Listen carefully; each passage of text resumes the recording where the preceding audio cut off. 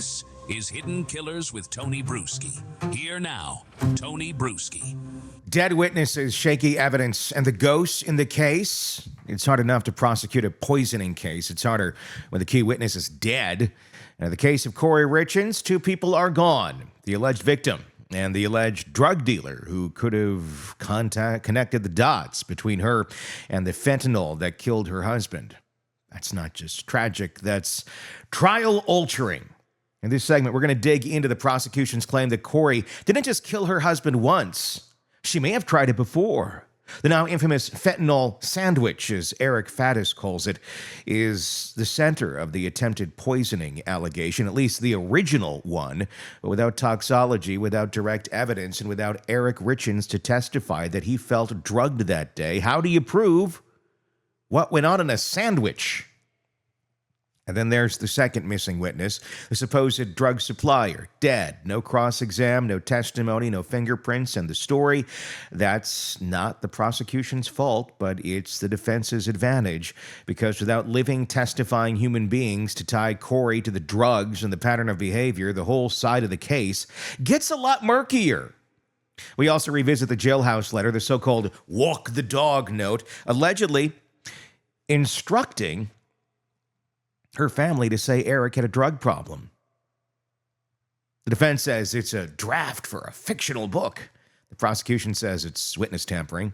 And the jury, they're going to have to decide whether it's creative writing or consciousness of guilt. This is the part of the case where everything starts to feel like it's floating. Secondhand statements, circumstantial theories, and a lot of people who aren't around to fill in the blanks. It raises a critical question. What's stronger, the evidence or the suspicion? Let's get into it. Here's my continued conversation with Eric Fattis. How difficult is this going to be to prove the other attempted poisoning, though? I know that's the allegation. He's dead. He's not going to be around to really prove it. I wouldn't be surprised if she attempted to poison a sandwich with fentanyl. I imagine you just powder it out and you just kind of sprinkle it on there like salt. How do you prove that? I mean, it's a lot of hearsay. It's a lot of, there's not exactly a toxicology on this one to say that it actually happened. Exactly. And these poisoning cases are often circumstantial like that. And so it can be really difficult. You don't have, some witness who was standing next to her while she's making the sandwich and sprinkling the fentanyl on allegedly. Mm-hmm. So you don't have that. You do have testimony about Eric Richins getting sick after eating that sandwich. In fact, I believe he even tells somebody, I think my wife drugged me. He takes this very long sleep, like an abnormal amount of time sleeping, and then comes back to life, thank heavens. But yeah, what is the jury going to infer from that? Certainly there are suspicious circumstances, but could that have, be chalked up to some other kind of illness or some condition that Eric Richins had? Or if you're Kouri Richins, she's essentially saying Eric Richins had a drug problem that was ongoing. And so it's going to be a little bit difficult to disprove some kind of drug problem in this case. If he has the drug problem, why is she buying it for him? Why is she the one with the hookup? Why is she with the connection to the now deceased dealer? And let's talk about that aspect of it a little bit. She's got the connection. She's the one doing the dealing. She's the one doing the searches about dying on fentanyl, which I guess could be spun. And one would be she's a scared spouse. She is fearful that he's going to take too much, so she is making these searches just to see how much, if he took this, what could possibly happen. That's what's going on. That could be the argument. But let's talk about the dealer, who is also dead now. How is that going to affect the strength of the state's case?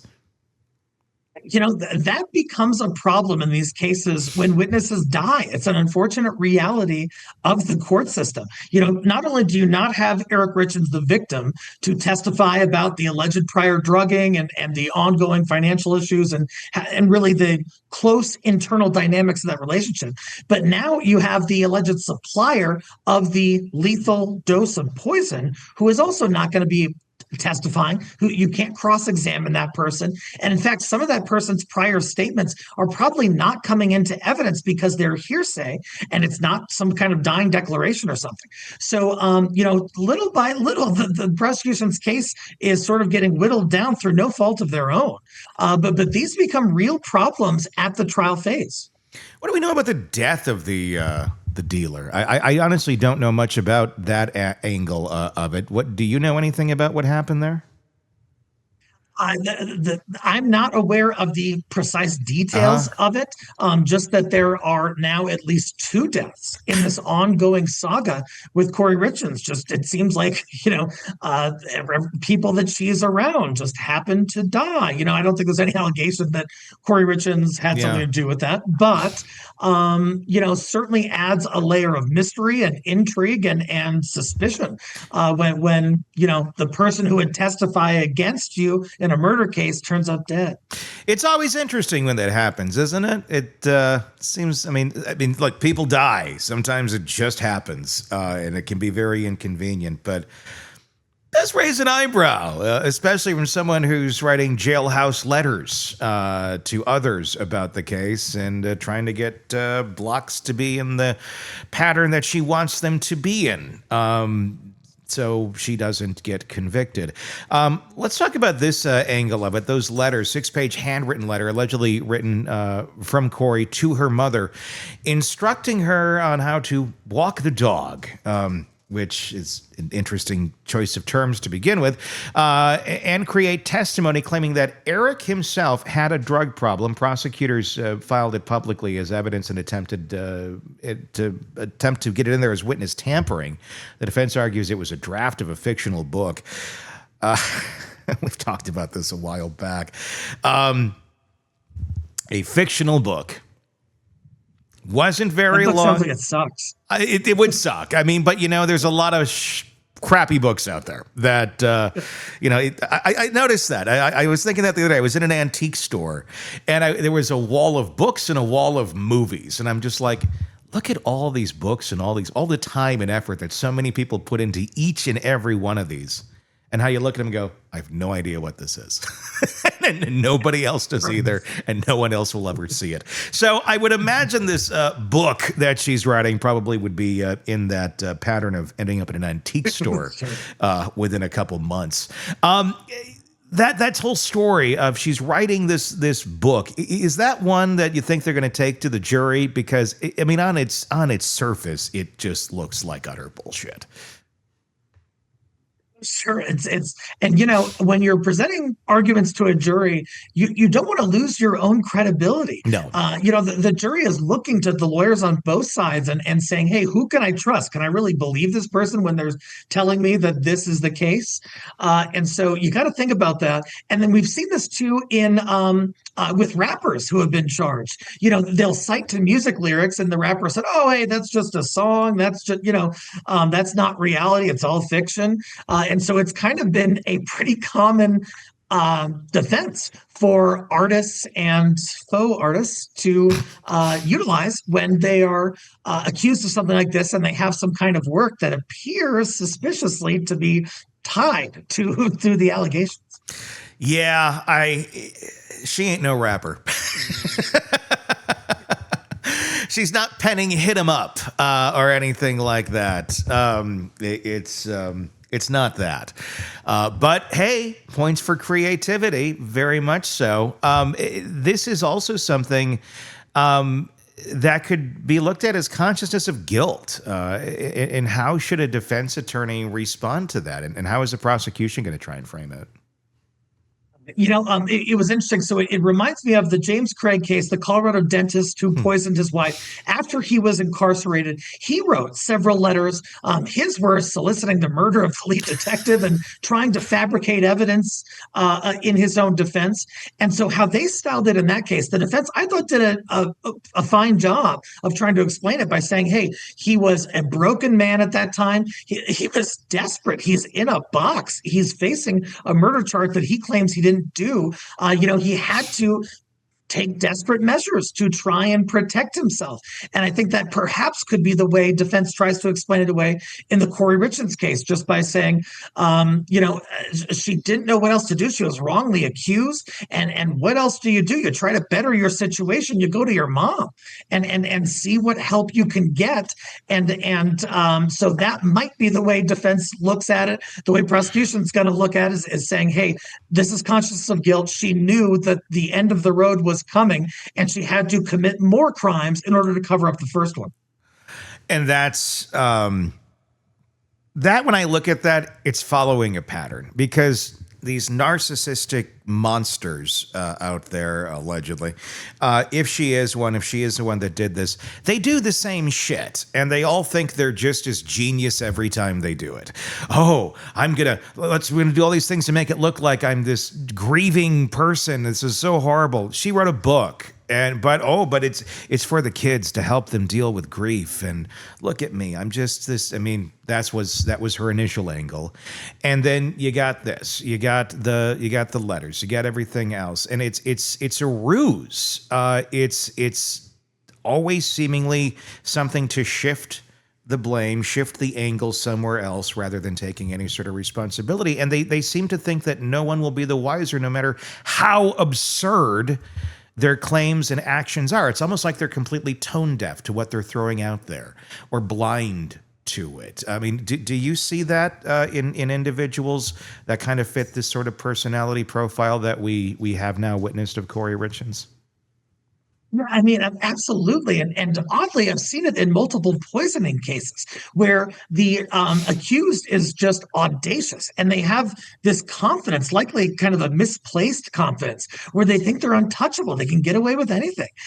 So they're the orchestrator behind the scenes. They're smarter than everybody, and they're going to be just fine. But when the light of day is shown upon these actions, like you said, a layperson looks at that and says, gosh, that looks like you're trying to cover up the murder of your husband. It doesn't look like you're writing some ridiculous shitty book that happens to reference your mother or something. And they just don't see it. They don't get it. Do you think that this should still stay in Summit County? Can they produce a fair jury in this case? I mean, nationally, this case has been silent for a little while because there just hasn't been a ton going on with it. But, locally, it's a big deal. A lot of people are paying very close attention to this. I mean, is a change of venue a better option in the interest of not having possible issues that could come up on appeal? It very well could be. And one of the reasons is because, this isn't some massive county. It's not Denver County where I practice. It's not New York or Los Angeles or something like that. Summit County is rather small. And so there is an increased concern that those folks have been sort of saturated with media coverage and perhaps have drawn conclusions of their own already. And so why not just avoid that risk by transferring it to some outside county? It's not a terribly difficult process. It's not, doesn't require a ton of legwork. It's really just, hey, now the case is in this county and we're going to proceed as we have been. That eliminates that risk. It seems like a safe bet. It's delayed till 2026 now. I mean, let's talk about time on this. I mean, how do you feel that this could benefit or hurt either side? Well, one kind of old adage is that delay is a friend of the defense. That's not how I see it, but that's how some defense practitioners see it. And look at this case alone. As time has gone by, the alleged drug supplier is now dead. As time goes by, witnesses fall off. They move. They die. They change their minds. People's recollection begins to become eroded. Pieces of evidence become eroded. And so, I think Kouri Richins, as uncomfortable as it might be waiting this out, legally, it's in her best interest because things can go south. New prosecutors get on cases. There are all sorts of changes that could behoove the defense. There's a lot of things that could certainly happen, including the possibility, like we saw in the Brian Kohberger case, of a plea deal coming forward.